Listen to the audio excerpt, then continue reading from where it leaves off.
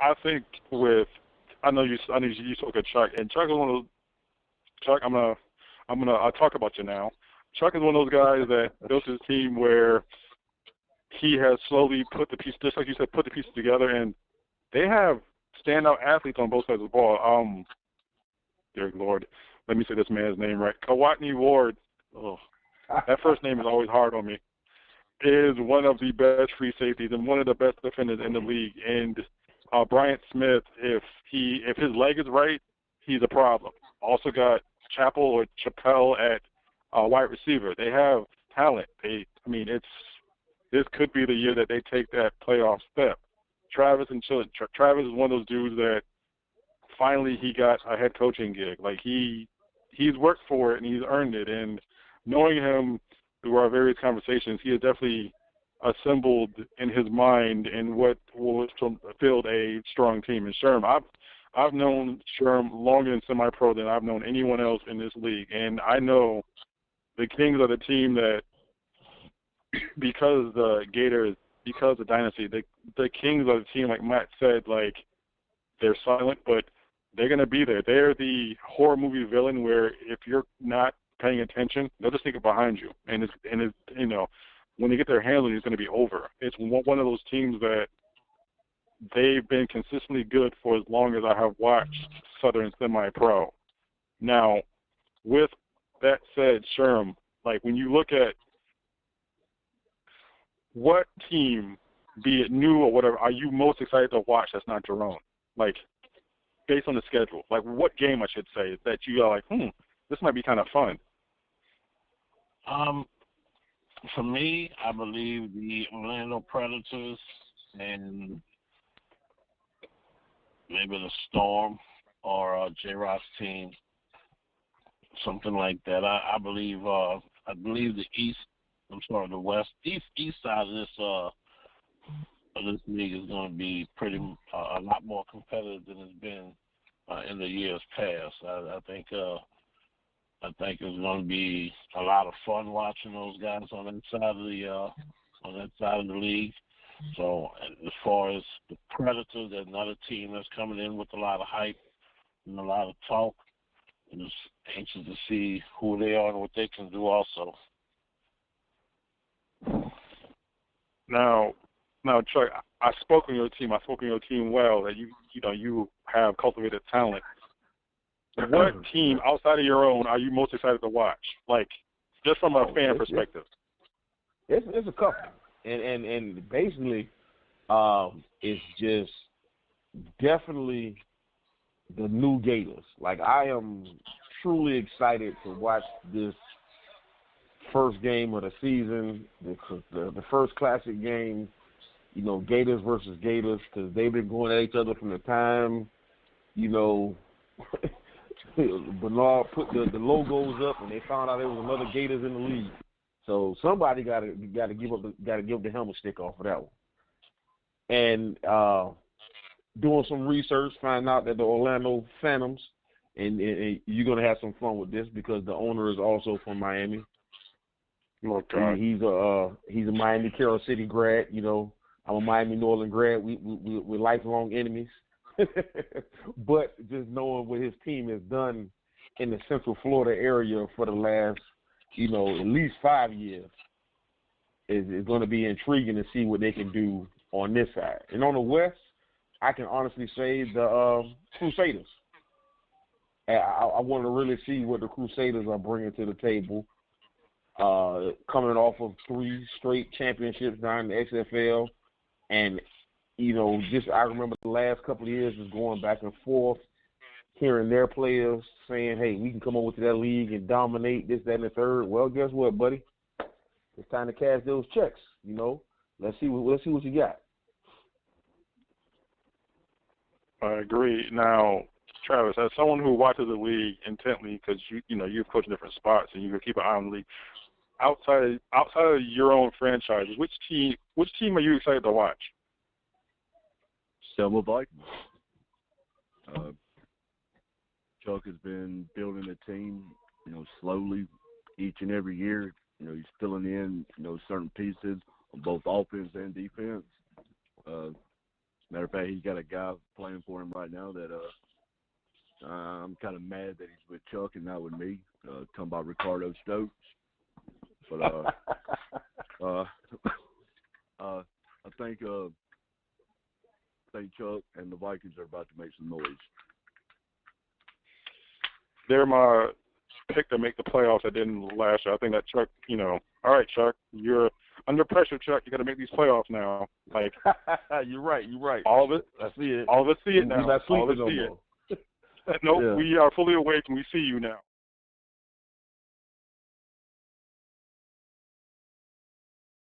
Just kind of like thrilled to see. I'm ready for the thunderstorm, baby. I'm ready for the storm. I'm a fan. And I know a few of those guys. I grew up there from. I lived in both Phoenix City and Columbus. Parents still there. I'm always down there, so I'm a fan. I am interested to see which way it's gonna go. So I'm like Sherman. There's a lot of checks been broke. The bank's holding them now. They post-dated checks all the way around the league. So a whole lot of cash is gonna go in there. I don't want no insufficient funds. They have talked some money orders, and on top of that, they have talked all that noise, and I kind of want to see them. I have a couple of teams, just like you guys have mentioned. The Phantoms are one because, just like Chuck, I did kind of some background and some research. They've had a fairly good run in their previous leagues, and they seem to speak from a place of confidence. I'm not sure if it's confidence because they've had success in other leagues, or they actually truly believe that they can step up on this stage and start smacking people around. I want to see what Coach Torres has in store for the rest of the league. Also, the Gators, the Central Florida Gators, are also one that actually both Gator franchises because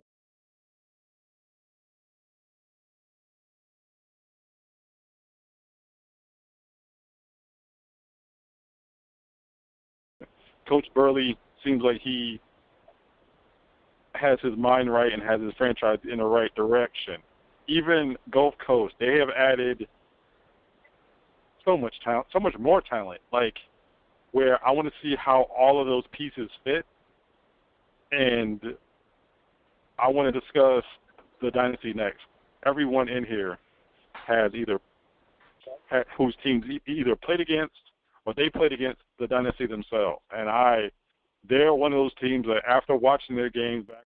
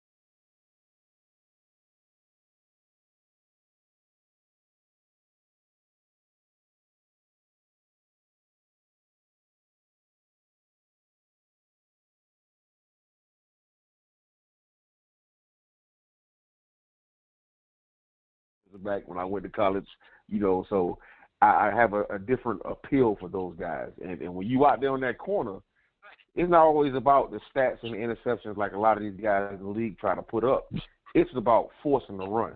Can your coach count on you to make that running back turn back into them dogs that's coming down, that's trailing?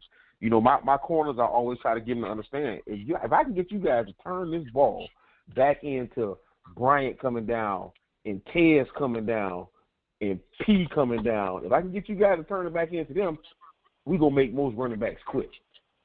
But if you keep letting them get these outside lanes because you're scared to come up and hit an offensive lineman or hit a fullback, then we got a problem. And that's why I view Amos a little bit differently than a lot of corners in this league, because he will not allow you to get that corner. He's one of the few corners in his league that, like, he talks and you just got to have to just sit there and listen because he backs it up. Like, he can sit there and say this and that because then he'll just sit there and put on his own film. Say, this is me doing this. I have a tremendous amount of respect for what they have accomplished in this league as far as being able to play at the same consistent level where even if they're down or if it's close, they don't seem flappable. Travis, to you, as someone who saw his team have them on the ropes and for whatever, and to see them succeed without going into detail, because like I said, we're not going to give away game plans here, but not specifically, but generally, how would you attack them as a defensive-minded head coach? There's three keys that if you can get all three keys down, you'll beat the dynasty. And that's one, don't buy into their hype. Yeah, they're a three-time champion, but that's in the past. We're talking about right now. Don't buy into the hype of what they've done. Second key is you better be conditioned. You mentioned that the guys were out there in the 30, 40-minute delay, and they were all out there dancing, and they're just having a good time. The boys are well-conditioned out there in Mississippi. I mean, they run, and they have a little bit of a football practice, then they run some more. So you better be conditioned. And then 3, don't let that moment be too big for you. I mean, as Chuck said, the passing game ain't, it's nothing fancy. They've got maybe 5 route concepts that they run, and they just run it out of different formations.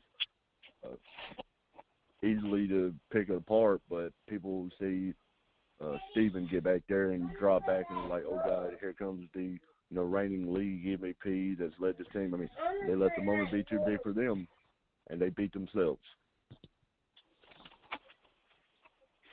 I agree with that. Now, Matt, you have seen, the dynasty up close. You've seen them on tape. How would you? I'm in the trenches with them, boy. How would you attack them?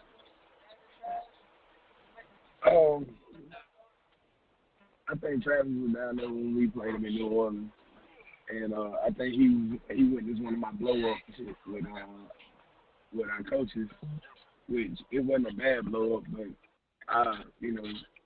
as much football I played in my life, and as I tell my high school boys and stuff, when you play teams like the Dynasty, you do what you do best.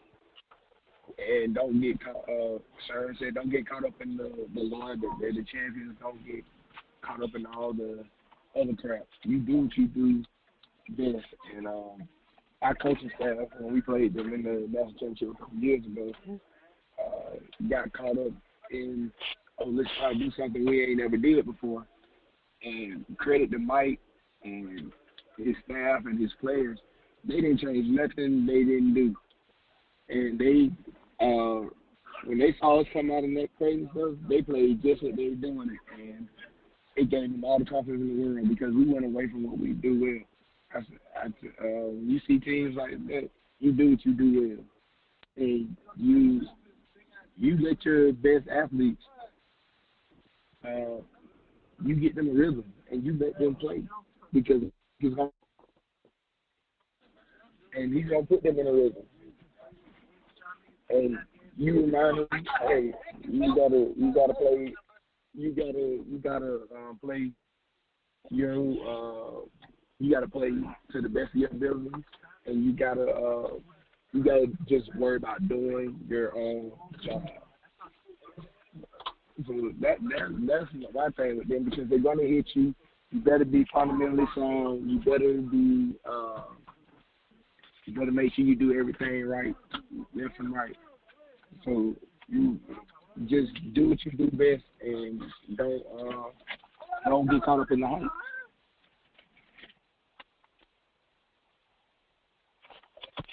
I look at the dynasty kind of like, who'd be a good example? If all of us watch sports, if you kind of draw like a interesting parallel to Ali, when Joe Frazier beat Ali, when Ali came back after being out for 3 years, Ali talked and talked and talked and talked and talked, but he was talented enough, like one of the best ever, actually the best ever, to lace the gloves up and get in the ring. What Frazier did is what I think teams should apply to the dynasty. Ignore it. Fight your fight. Do what got you there. Don't deviate and get cute and try some stuff that you may not have worked out in practice ever. Because I've seen lace the gloves up and get in the ring. Teams, but I've seen what Frazier did. A team that has put the dynasty that should apply it to the dynasty. Ignore it. Fight your fight. Do what got you there. Don't deviate and get cute and try some stuff that you may not have worked out in practice, because I've seen, I'm not going to mention teams, but I've seen a team that has played a dynasty that tried a trick play that they've never practiced, because you can tell if you have a guard who is pulling on a jet sweep and who goes the opposite direction and doesn't block anybody. They sniffed it out and blew it up. For the simple fact that these are these little moments. When you play a team like the Dynasty who is definitely disciplined, you have to win moments, and then that will lead to winning downs. Like their defensive line needs to be blocked, basically. If not, Ellis and Washington Evans, they're going to ruin your day. And it starts up front. Even on the other side of the ball, you got Gladney and Gatewood and guys like that who are so disciplined where you're not going to get them out of their rhythm. But I want to talk about each of your individual teams. Sherm, to you, who is one player on the Kings that you are looking at to make that step this year, that needs to make that big step for the Kings to be successful? Well, I think it's going to be one or the other. It's either going to be Carl Davis, or it will be the incumbent quarterback. One of those two is going to have to step up and have a much improved season in order for us to get over that hump. I think the defense is going to be just as rock solid as always. We seem to come across some linemen that's going to help us when it comes down to the dynasty as far as matching that beef. I think Jaron Walters, one or two, they're going to have to win their job in camp. So it's going to have to be Carl Davis or Jaron Walters that's going to have to step up and do it big for us this year. Yeah, now, Chuck, we have talked about Chappelle and Kawani Ward and Bryant Smith. Who's the one player that you're looking at as far as the Vikings to say, hey, this team needs you to step up and kind of make this change happen? Oh, wow. I think it's more than one right now. Like with any other team at this point, we are looking at our quarterback room is going to be a main staple point of just being able to finish and get things together. But I'm not even going to lie to you. I'm going to take it to a level of this and put it this level. We say players. My players, all my guys, they're hungry, they're ready. All of them are eager they're biting at the bits, they're jumping over fences and running through walls trying to get the season started. So I'm going to turn this around and put it on myself and my offensive coordinator to make sure we put these guys in the right position. Because honestly, if we go person for person, player for player, like any coach in here, I'm going to say I believe my guys are in the top 5, top 10, every position, if not the number one guy. But my play calling, my ability to adjust on the fly, and my offensive coordinator, Tony, his play calling, his ability to adjust on the fly is really what's going to make the difference between us being in the playoffs or watching the playoffs. Y'all have the talent to make that step, and this is my challenge to y'all and all of y'all. Like, everyone who's on this call, team should make the playoffs. That is my bold statement. Like, I expect nothing more, and I'm not going to demand anything less. Travis, when you look at your roster, who's the one player you're like, you know what, this, like, you are taking over in, like, a team that was already established, but you are putting your own spin on it. Who's one player that you are counting on to make a quantum leap forward? The entire Chilton County Tiger roster. Brought in a bunch of new guys, first-year players to this league. A lot of names you're not going to recognize. Some you will recognize if you watch, some smaller college football games and all. But every single person on the team, we're going to have to step up. We move as one, not as individuals. There you go. I know you guys have that dude from Texas. I want to say he's a running back. I want to say he's from Texas. He seemed like he can play some ball. Closest thing to a Mike Allstott that I've seen in this league so far. See, I'll watch. Now, same question to you, Matt. Like, who's the one player on EAP that you're looking for to take a big step? I'm like Travis. I want to see everybody take a big step. I'm definitely like our younger guys that are coming in. They're hungry. They're pushing the vets. Definitely money. I'm ready for him to take the next step. You know how much I care about that guy right there. I'm really ready for him to go to the next level. We had a guy that kind of flew on the radar last year, Said Moore. I went for Said to really take it. But, you seen the film. A lot of people didn't realize Said shut down one side of the field a lot of times. Now, he hadn't got the Amos level of, with the physicality yet. He will tackle. But a lot of times, Said will go ahead and establish himself early in the game and take away one side of the field, which was helpful. The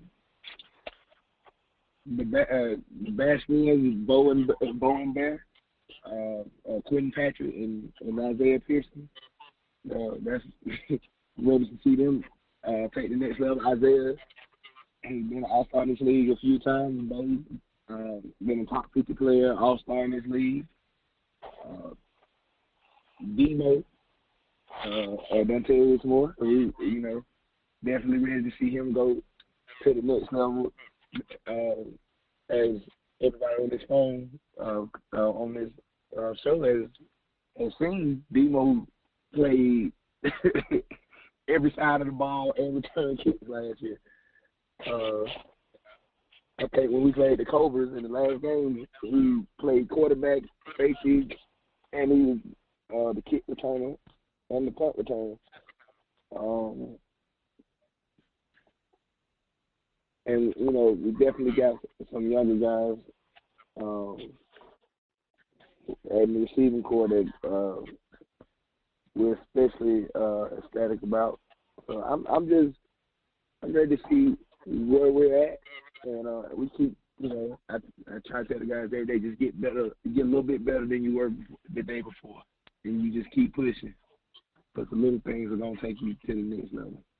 I agree. As far as people in EAP, I'm looking at two names, Quentin Patrick and Rondarius Hooks. Patrick had a good year last year. He tallied double-digit sacks. I'm seeing where he's going to be able to line up. And Hooks, I've been on Hooks' ass since the season ended, like making sure he gets his head straight. And yes, he can hear this. Hook, I'm talking directly to you. This is me talking to you. Like, keep doing what you're doing. There's talent there. Keep your head on right and listen to Troy. Listen to all your coaches and keep doing what you have to be doing. Sherm, to you, one of the final questions is this: being from Louisiana, you have somebody from Louisiana in this room, 2 people from Alabama, 1 from the state of Florida, 1 from Connecticut, but we're not really good at football. What do you think makes Louisiana football different and the best in the country? Wow. In Louisiana, this part of the South, I think we're known more for speed than actual physical toughness. I think other parts of the country will boast, linemen, big linemen, things like that. I think our best attribute here is our speed. I mean, the Kings, we both speed like not too many people can, generally see. So I think that's our best attribute is the speed that we possess here. Now, Chuck, being from the state of Florida, what makes Florida the hotbed or the top as far as the football world, as far as talent? See, now, I'm going to take it to a different level because I'm from Florida, but I'm from Miami-Dade County. We're in a whole different genre of Florida. it don't get better than Dade County football. It just don't get better. We are the hotbed, the focal point. There's not too many places in the United States that you can say you can go to any roster. I talk to everybody. Any roster on any Division I, Division II, NIA, Division III school all over the United States, and you're going to have somebody from South Florida on that roster. We used to just breed just the speed guys. We don't breed them too big, down and too much, but we are physical and we are nasty and we're real serious about this football thing. Other places get us in other sports, besides baseball. So, we got the real. We are Havana South or Havana North down there, but other places get us in other sports. But football down in the South, it's real. It's a real hotbed. But I'm not gonna lie to you though, since I've been here, Alabama is a close second with Texas from the places that I've lived about their seriousness to football, as close to Florida is. So I can dig it. Now, Travis, being the proud Alabama that you are, I got 2 questions for you. Both have to do with Alabama talent. What makes Alabama head and shoulders above all the other states in talent? That's one question. Second question, why did Tua come back so early? And did he know he messed up my money trying to bet them in the pool? As far as why is Alabama, top in talent in the state of Alabama, football isn't a sport; it's a religion. We step on the field at 5 years old and we played until we can't play it no more. I mean, it's beat into it. As far as Tua, Nick Saban's a great coach, and he had his own reasons for putting him in there. Had it been on me, Matt Jones would have started that game, and Tua would have been my okay, I need to play. Let's throw a little Steven Jackson in there real quick type situation. I wouldn't have started him, but I don't think he threw away any money. Cause I just saw the link saying that he's going to be returning for one more season. But I think he will redeem himself, and his draft stock could possibly increase. See, that's hard for me because being an Oakland Raiders fan, I was hoping that Devontae Smith, Ruggs, Judy all left so Oakland could draft 2 of them and come on to Vegas. Now we're stuck with, not him or any of them. Matt, to you, what does Alabama do better football-wise than anybody else? That's 1. And 2, how happy/upset are you that Gus Malzahn saved his job for another 2 or 3 years? Man, What do we do best? Oh, we hit. We hit, and you're gonna be in a dog fight. That's every level of football. I remember when I stayed in South Carolina, I couldn't coach in the little league up there because I told them, I said, hey, we play tackle. We let 4-year-olds play tackle where we at. Now some people like what, but it is what it is. We start tackling over here. So when you get in junior high school, we're hitting. When we played in the national championship for independent schools that we won,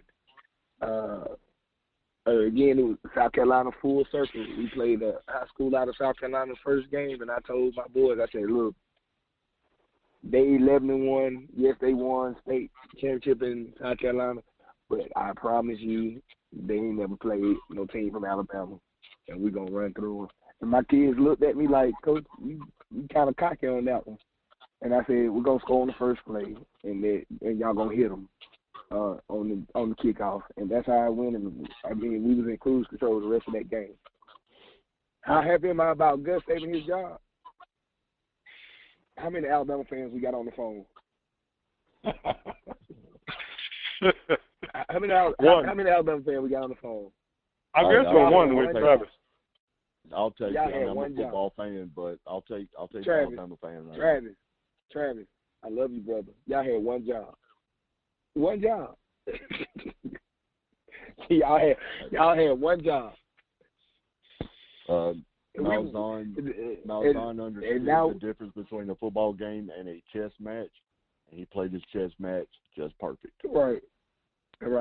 We stuck with Gus for another 2 years.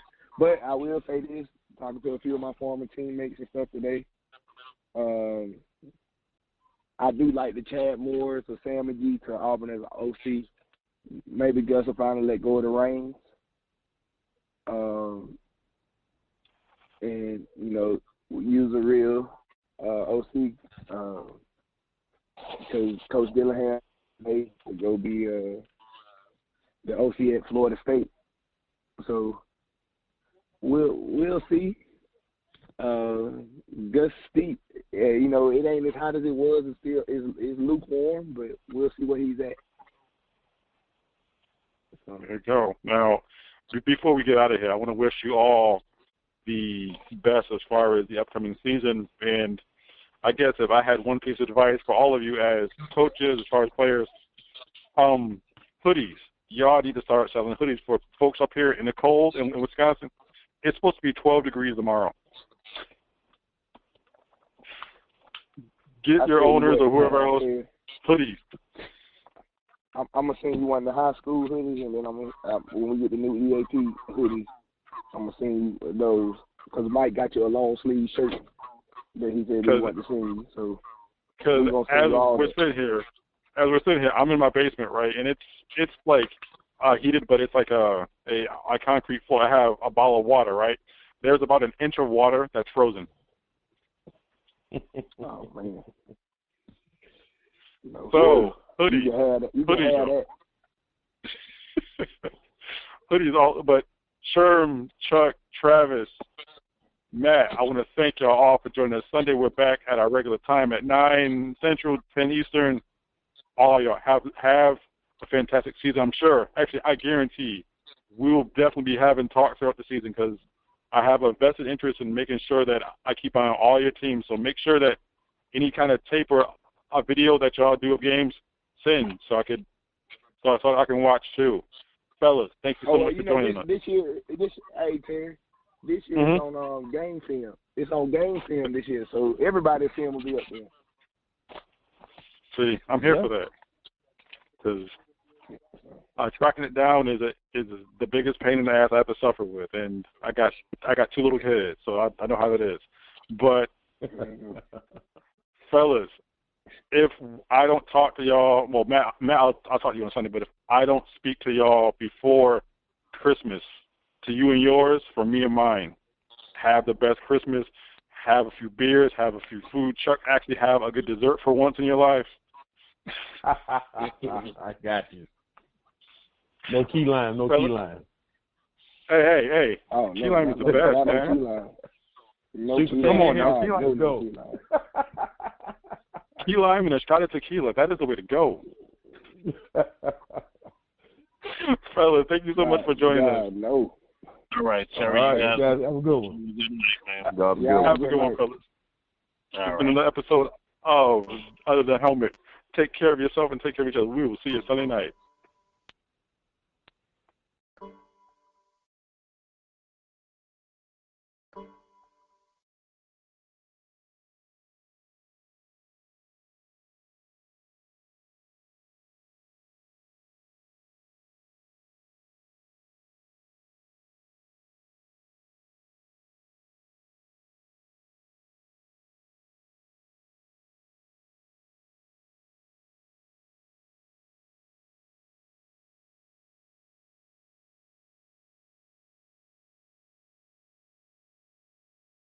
Chris America, we bring it to you hot and live each and every weekday, Monday through Friday at 6 a.m. on Full Press Radio. We bring you fresh takes that are way better than any of those talking heads on those four-letter networks, so make sure you listen in. You will not be disappointed. Out there, Full Press Radio Network listeners. My name is Loudbeard. I am one half of the dynamic duo known as Scout Team Radio. Myself and my co-host, Chris America, we bring it to you hot and live each and every weekday, Monday through Friday at 6 a.m. on Full Press Radio. We bring you fresh takes that are way better than any of those talking heads on those four-letter networks, so make sure